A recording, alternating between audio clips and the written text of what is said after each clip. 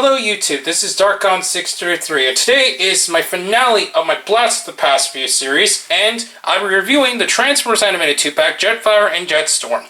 Now the reason why I'm mentioning that it's the finale of the series is because I pretty much reviewed almost most of the different types of seasons of Transformers, starting from G1 all the way here to Animated. I've already reviewed Prime Toys and various other lines such as the Movieverse and so on, already previously on my channel up to this point. Now, this obviously doesn't include Beast Wars 2, Neo, the Japanese G1 trilogy, and various other seasons, but at least majority of the main bases have been covered. So, next month, I'm actually going to be rebranding the series under Dark Onslaught Retron Reviews. And it's going to be random in terms of what I'm reviewing. It's just going to be old figures, stuff that, even up to last year and so on. And it pretty much will just be covering the various other toys I may have missed throughout the last couple of years, and some of the old vintage figures as well. Obviously this also includes the old 90s and so on. So there's going to be a lot of interesting reviews coming from me on my channel in the next few months. But next month is going to be a very special month, which we'll get to at the end of the video. But for now, we'll go on to the figures in hand here. First, articulation-wise, they're pretty much the same in most areas. Jetstorm's head can swivel all the way around, and also bend up and down, and also look up. So it is kind of like the ball joint, but it is a bit strange in the way that it's designed. He does have ball joints on the shoulders, which allow full movement. Also can swivel, bend at the elbow, and his hands can kind of swivel, if you can really consider those hands, they're just flat panels. He does have ball joints at the hips, but as you can see, the pieces do pop up quite a bit. Can swivel, bend at the knee, and can pivot due to transformation. Same thing goes to Jetfire here as well. We're just going to quickly go over them. So as you can see, articulation-wise, it's pretty much the same what you're going to get all around. And pieces do tend to pop off like that, so I'm going to quickly get a hold of the piece that fell off Jetstorm, and I'll be back. Now, transformation for these two is pretty much the same, so we're going to quickly go over it. First, we're going to pull up this panel, so it looks like this. And then, we're going to open up the chest panel so that we can hide the head. Pull these pieces outward, and they're going to swivel like this. And these are actually going to go bend and become the front of the jet mode. So you need to turn all the panels around, pull these up, and make sure that the hands lay flat like that. I'm going to peg up here on both sides.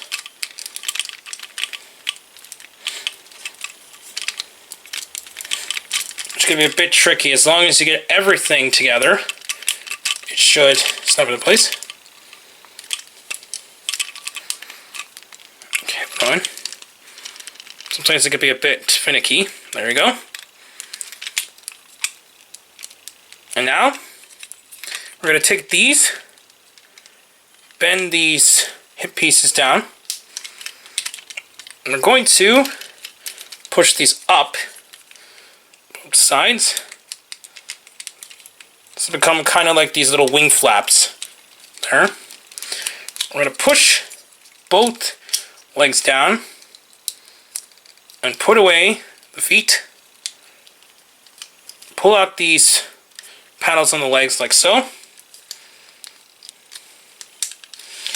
Once you get that done,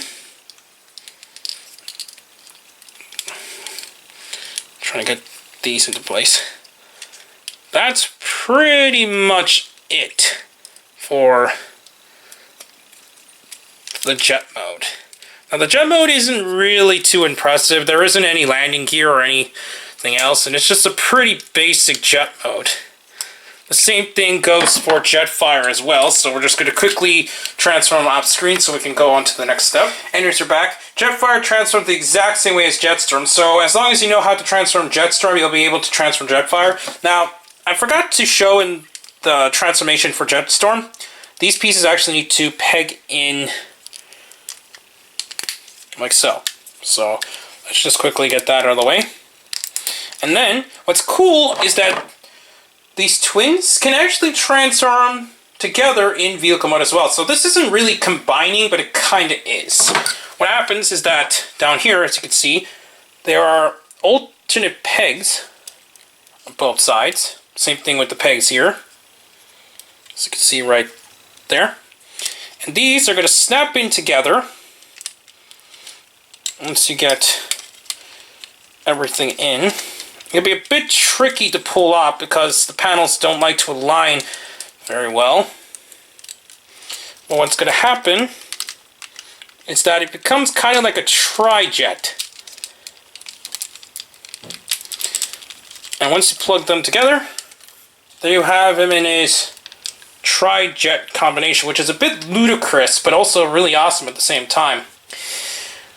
I can see where this could be a really cool way of flight, but at the same time, I'm not quite sure how well it's going to be in flight mode.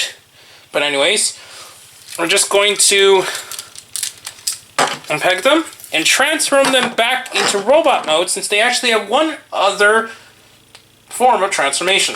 And here's their back. Now, this is where it gets extremely interesting. What you're going to do is kind of transform them back into jet mode and kind of mid-robot mode as well.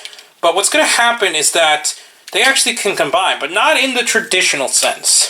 First, you're going to unplug everything so you can get them out of the way. And you're going to reveal what looks to be a second head, or at least a piece of it. Then you're going to plug this down. Then you're going to open this up. So it looks like this. And only one side does that, as you can see. Once you do, it's going to allow you to plug the head in all the way. You're going to slide this piece and slide it over like that. As you can see,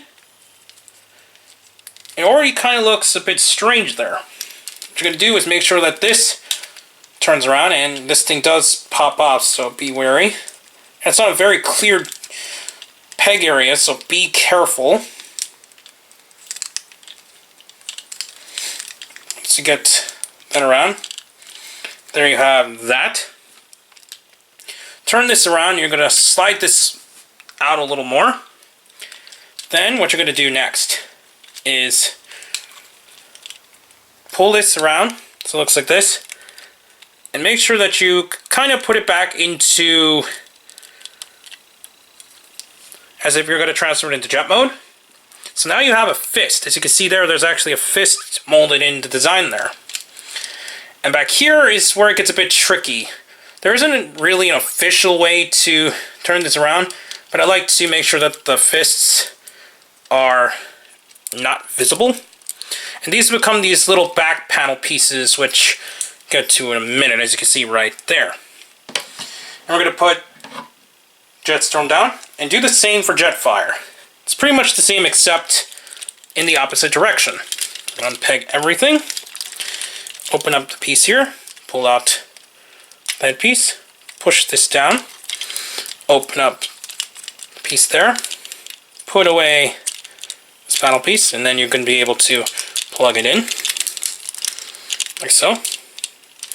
Turn this around, this looks like that. Pull this out further, turn this around and make sure it faces this direction. Push this, turn it, push away.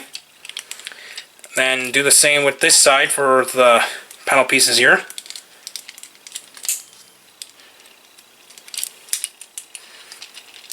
Just need to play around with it quite a bit in order to get everything together.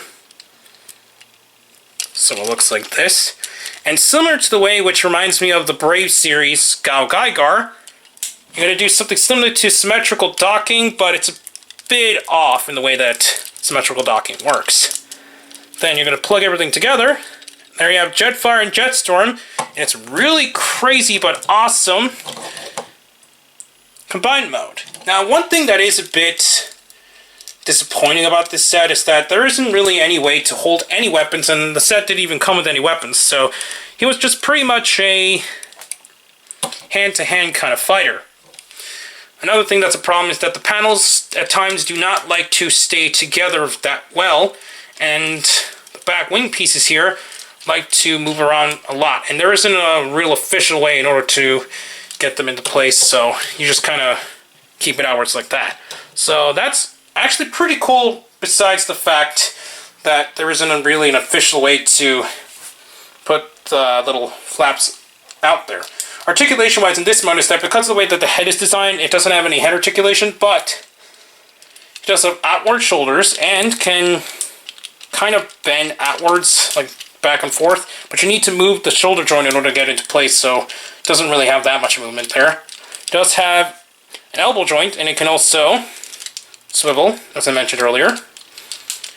He doesn't have any waist articulation, but he can pop out, and as you can see, pieces like to pop off quite a lot, so be wary. Especially this side. This side always had a problem with me ever since I got a hold of this figure in the first place. We're just going to leave it off until the end of the video. And it can also bend outwards a bit due to the way that it transforms, but that's about it. It can also swivel up there, and it has knee joints. So it does have a wider range of movement, just be wary that parts like to puff up quite a bit. So other than that, I think it's a really nice figure, and it's pretty unique in the way that it combines. Sorry, I'm trying to get him to frame in a better way. But overall, I still think this is a really nice set, especially since it was in a 2-pack in the way that they released during the Transformers animated toy line, and it actually included a comic book which told a little bit of an origin story in the way that they combined all together. So it's still a pretty nice figure, and hopefully, if you get a hold of the figure, hopefully the copy's going to be a lot better than mine, since pieces like to pop up quite a bit. But overall, I still think this is a really nice set, and it's highly recommended to those who are fans of combiners, Autobots, and Transformers animated figures. But anyways, please comment, subscribe, and check out Hero Talk on the Gideon blog as soon as they reopen. Also, please check out my Twitter handle under Darkon633, and please comment, subscribe. Check down the other channels down below, including the WW Podcast and more. And next month, I'll be bringing a special month of Star Wars toys for my first month of Dark Onslaught Retron reviews. But for now, I'll be seeing you. Bye.